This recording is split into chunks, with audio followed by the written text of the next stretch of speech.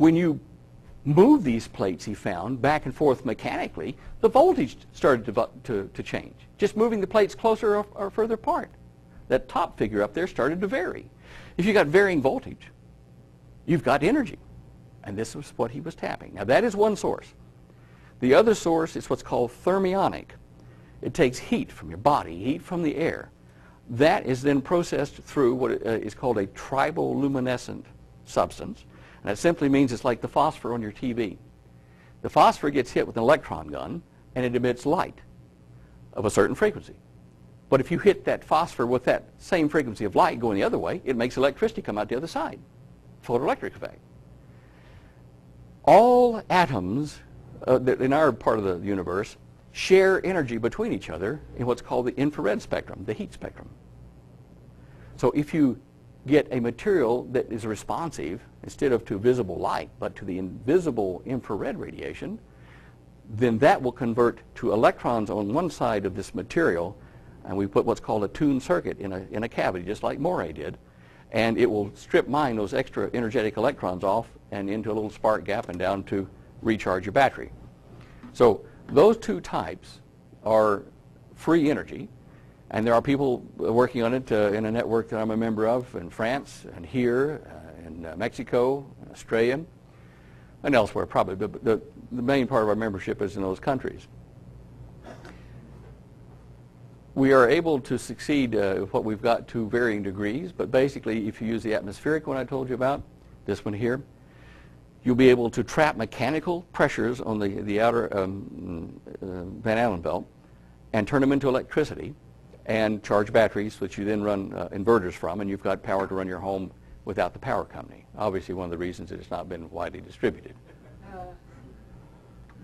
By the way, the thermionic device, if you take a nuclear, there are certain types of nuclear reactions you can make to produce a lot of infrared or heat energy.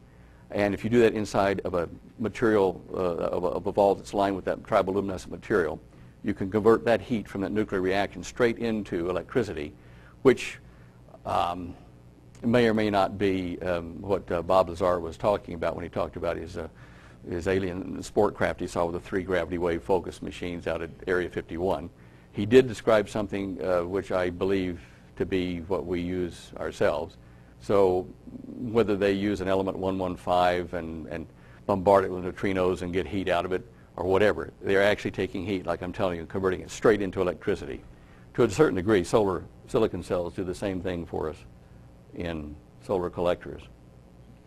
Oh, come on. This is the backyard. I've just got 2 more holes to fill and put the poles up, and we'll be testing this out in our backyard. That's the charged antenna.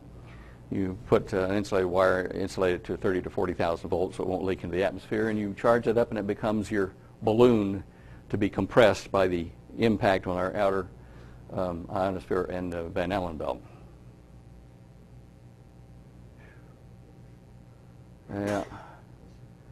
All right.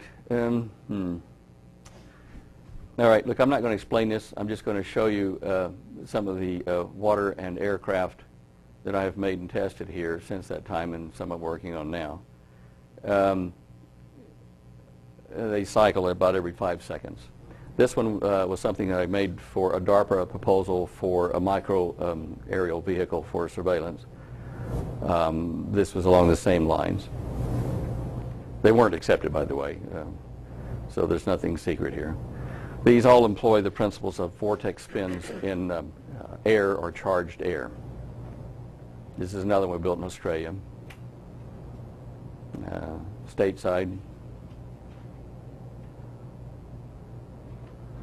By the way, the real things weren't quite as pretty all the time. They had scuff marks and things on them, but anyway, this gives you the idea. Some of them were made out of different materials, fibers, composite, and things like that.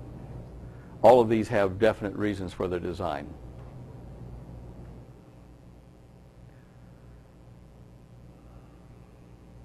And that's a plasma craft with the ion peaks on the center vortex, as I've discussed with you before.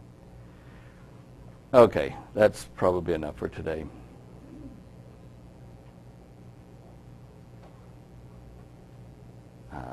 Let's see, have we forgotten anything? smoke rings, that. Okay. That's it, folks.